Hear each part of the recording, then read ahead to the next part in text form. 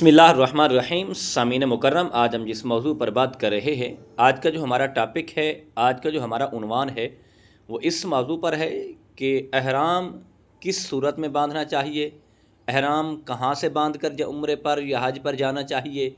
आज इस मसाइल पे आपसे गुफ्तगू करने जा रहे हैं।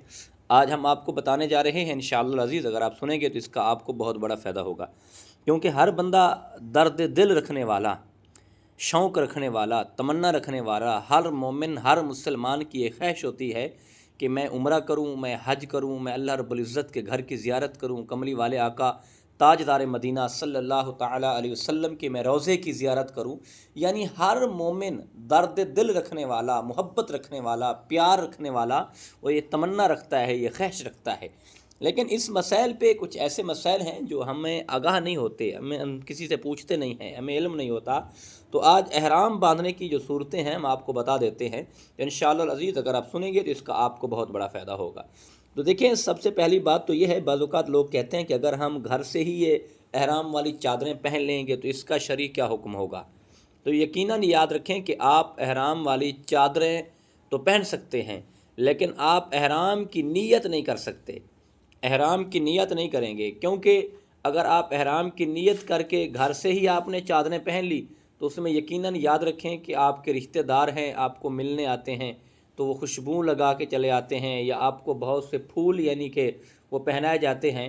अगर फूलों की खुशबू आपके जो अहराम बांधा हुआ है उसमें चली गई तो आप पे दम लाज़िम हो जाएगा।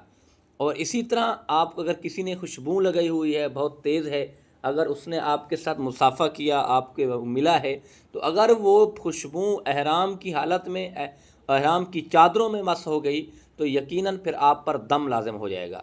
और इसीलिए कहा जाता है कि आप चादरें बांध लें, लेकिन अहराम की नीयत नहीं करनी चाहिए।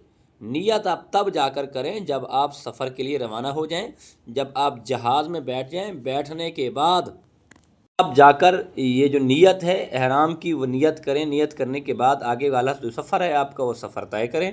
और हो सके तो कोशिश ये करें कि अगर आपने अहराम बांध लिया है, मकरूह वक्त नहीं है, तो कम से कम आप 2 रकात नमाज नवाफिल पढ़ लें, 2 रकात नमाज नवाफिल पढ़ लें, अहराम की नीयत बांध लें। अगर अहराम की नीयत घर से ही कर लेंगे तो यकीनन फिर आपके लिए एक बहुत बड़ी यानी कि तकलीफ़ हो सकती है। क्योंकि अगर आपने किसी के साथ खुशबू लगी हुई है, या फूलों के हार पहनाए जाते हैं, या फूल ऊपर से डाले जाते हैं, तो अगर खुशबू मस हो गई तो अहराम की हालत में फिर आप पे दम जो है वो लाजिम हो जाएगा, यानी उसका कफ़ारा जो है वो लाजिम हो जाएगा। इसीलिए हमारे बुज़ुर्ग कहते हैं कि आप चादरें पहनना चाहें तो पहन सकते हैं, लेकिन जो अहराम की नीयत है वो आप जब जहाज़ में बैठ जाएं, बैठने के बाद जब जहाज़ जो है फ़िज़ा में उड़ना शुरू कर दे तो आप फिर अहराम की नीयत बांध लें, तो फिर इंशाअल्लाह अज़ीज़ इसका आपको बहुत बड़ा फ़ायदा होगा। लेकिन वहाँ से जब लोग वापस आते हैं तो ऐन मौके पर ही वापस आते हैं, तो उनके लिए यही होता है कि आप जितना हो सके जल्दी वहाँ से रवाना हों, यानी 3-4 घंटे पहले रवाना होंगे तो उसका आपको फ़ायदा ये होगा कि अगर आप कोई चीज़ भूले हैं, कोई चीज़ रह गई है, कमी कोताही हो गई है, तो आप उसका इज़ाला कर सकते हैं। अगर ऐन मौके पे आप पहुँचेंगे तो फिर आप किसी भी काम के नहीं रहेंगे, वो आपका कोई भी काम जो रह जाता है वो मुकम्मल नहीं हो सकेगा। इसीलिए हमें चाहिए कि हम एहतियात से मोहतात होकर उम्रा करें और हज करें।